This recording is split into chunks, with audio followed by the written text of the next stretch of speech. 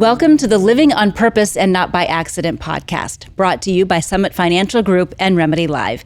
I'm your host, Heather Herron, and I am pleased today to introduce our guest, Dr. Barb Bellefeuille. Thank you so much for being here. Happy to be here. You are the president of Bethel University. Tell me about how long you've been there and your experience there at Bethel. I've been at Bethel for 11 years. But I was serving as the academic vice president for 9 years, so I've been in the president's seat for 2 years. Why education? What was it that drove you to get into education? Well, I have been an educator all my life.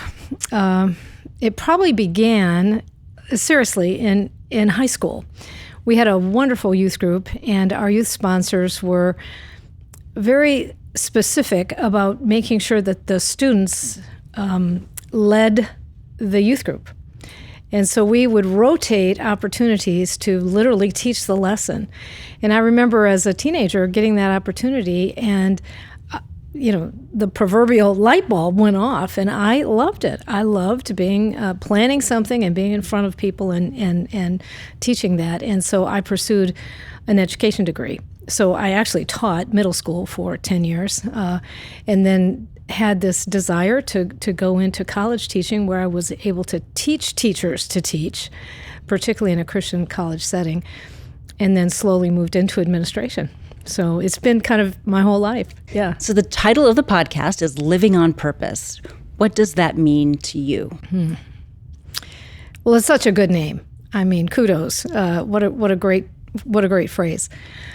I think to me, first of all, living on purpose means I have to know my purpose. And that's something I came to grips with, again, very, very early in my life. Kind of, what am I here for? What's life all about? And I think once you determine that, and for me, it came straight out of Scripture, that we are here to please God and to love Him forever, or as we were commanded, right? When you get a command, you have a purpose. And our command was to love God and love people.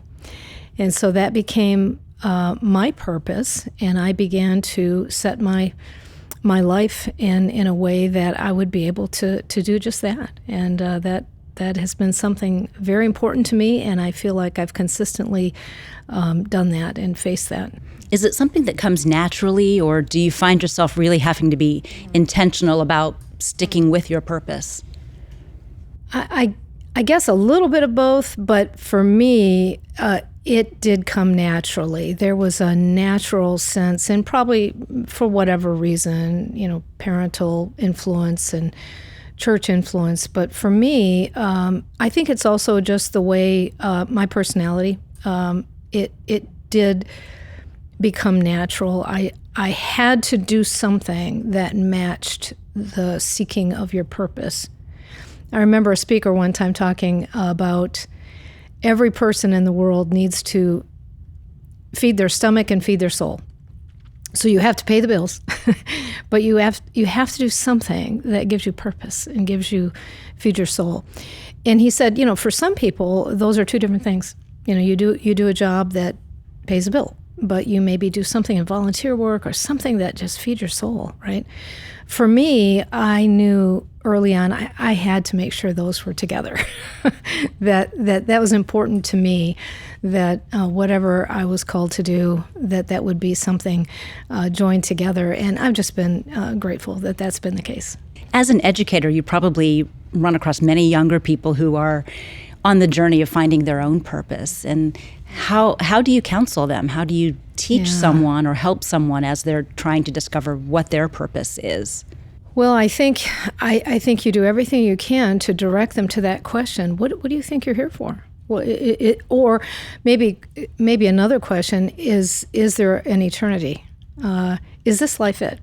Because if this life is it, you're going to set your feet on a different path than if there's an eternity. And if there's an eternity, then we need to determine what the purpose of this life on this earth is about.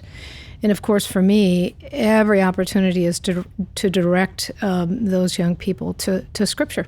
The infallible word that is beyond human mistake that says gives us the answer, what we're here for. So I will do everything I can to point people to that. Correct me if I'm wrong. You're the first female president. Yes, that's correct. At Bethel. Yeah. What is that like for you? Well, first of all, let me just tell you what it's like to be president at Bethel. It's a wonderful place. It's one of those special institutions that has high academic standards and reputation, but at the same time is very, very serious about being Christ-centered. And I tell people we wear it on our sleeves. We want that to be the case, and we want every experience that the students have to be integrated with faith and biblical truth. So first of all, it's just a privilege to be a president at Bethel. But to be the first female president has been a joy also, because at least 60% of our students are female. And that's kind of true across America, by the way. And so for these young ladies to be able to see a female in this position, I think is really important to them. And half of our faculty are female. And so I think it's been really fun to interact with them and have that kind of relationship with them. But interestingly, it's the young guys who are really fun and actually spur me on. They're very they seem very proud, I should say, of me. And it's fun to just see their reaction. So I kind of expected the young ladies to be excited about me, but interestingly, even the young guys. So it's a joy, and I've had just tremendous support from our Board of Trustees and our denomination, and I'm grateful. By title alone, you have a position of influence. I started to say power, but I think influence might be a better way. And so with that comes some big responsibility. How do you handle that? Having that sort of influence over young people and helping to shape their lives. Well, I take it very seriously. There's a song that comes to my mind very often, and it's that old song, "I need thee, oh, I need thee every hour. I need thee." Just going to the Lord, saying, "Every hour, I need you. I need wisdom. I need to know that the decisions I'm making, the steps I'm taking, the changes I'm making, that they're going to be the right ones, and they're going to help our students and help them be focused on mission and focused on Christ." So I would say, first of all, it's knowing that, and then it's having a good team around you.